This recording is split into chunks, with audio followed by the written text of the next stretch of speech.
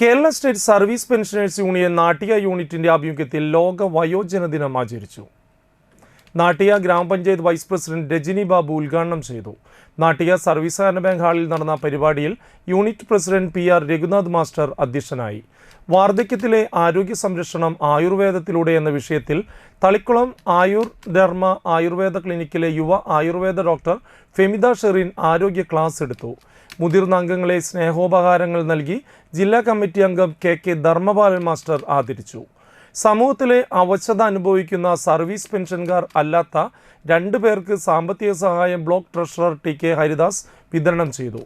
ഈ വർഷം മികച്ച കർഷകരായി നാട്ടിക പഞ്ചായത്ത് തെരഞ്ഞെടുത്ത KSSPU നാട്ടിക യൂണിറ്റ് അംഗമായ doctor Subhashini Mahadevan, PR Girija teacher, Kalyani Sadanandan എന്നിവരെ രജനി ബാബു പൊന്നാടയണിയിച്ച് ആദരിച്ചു.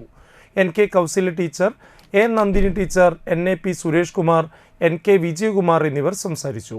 വിശ്വംഭരൻ കുന്നത്ത്, KA Sivanandan, TJ Sumana teacher, K Radha teacher, KV Vijayan, VC Ramanathan, KK Mohanan, KR Siddharthan തുടങ്ങിയവർ പരിപാടികൾക്ക് നേതൃത്വം നൽകി.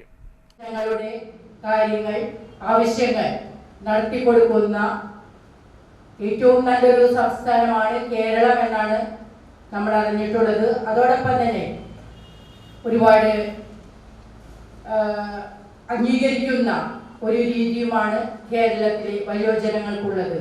ഇവിടെ മാഷ് പറഞ്ഞു, പക്ഷെ ചിലപ്പോഴൊക്കെ നമുക്ക് കിട്ടേണ്ട ആനുകൂല്യങ്ങൾ കൃത്യമായി കിട്ടുന്നില്ല എന്നും മാഷ് ഇവിടെ സൂചിപ്പിച്ചു കഴിഞ്ഞു.